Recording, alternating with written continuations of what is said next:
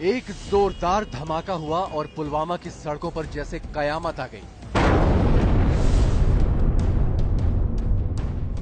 लेथपुरा इलाके में हाईवे से गुजर रहे सीआरपीएफ के काफिले को आतंकियों ने निशाना बना लिया।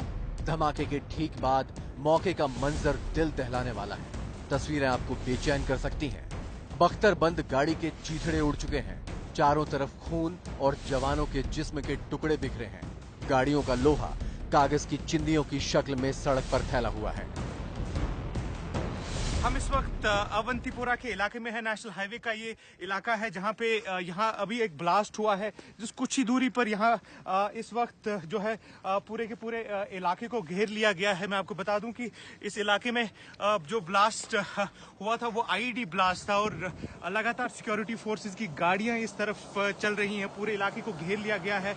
इस वक्त यहाँ पे आगे किसी को जाने नहीं दिया जा रहा है, लेकिन लगातार यही कोशिश की जा रही है कि घेराबंदी की जाए और पता लगाया जाए कि कौन लोग इस पूरे के पूरे हमले में थे। हाईवे किनारे जलती हुई गाड़ी की ये तस्वीर इस बात का सबूत है कि धमाका कितना ताकतवर था। सीआरपीएफ की जो गाड़ी धमाके की चपेट में आई उसका तो नामो निशान मिट गया, लेकिन उसके आसपास की बाकी गाड़ियों में भी आग का बवंडर फट पड़ा। हमला घात लगाकर किया गया था। सीआरपीएफ के करीब 2500 जवानों से भरी सैकड़ों गाड़ियों का काफिला इस हाईवे से गुजर रहा था। हाईवे किनारे एक कार पहले से खड़ी हुई थी। इसी कार में आईईडी से लैस आत्मघाती हमलावर मौजूद था। काफिला जैसे ही इस कार के बाजू से गुजरा, कार में बैठे आतंकी ने धमाका कर लिया।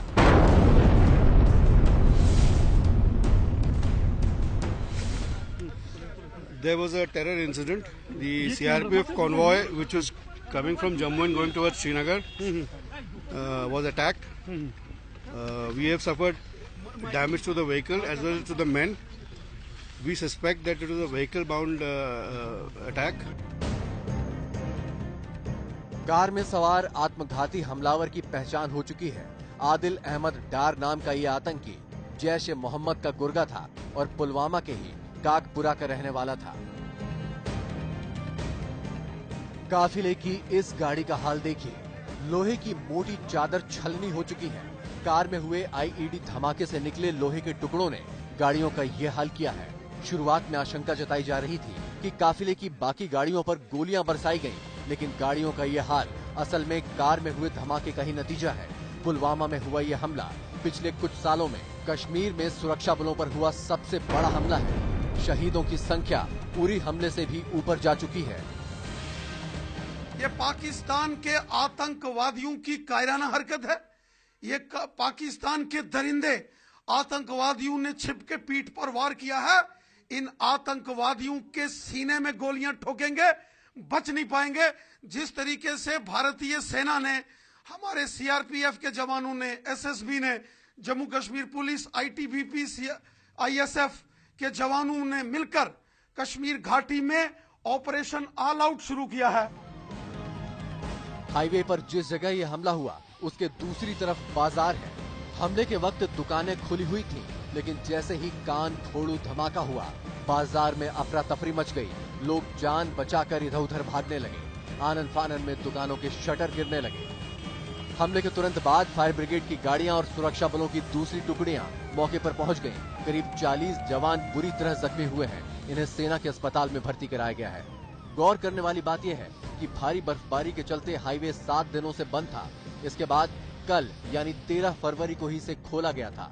ऐसे में ये सवाल बेहद अहम है कि ठीक एक दिन बाद सीआरपीएफ का इतना बड़ा काफिला यहाँ से गुजरने वाला है। इसकी भनक आतंकियों को पहले से कैसे लग गई?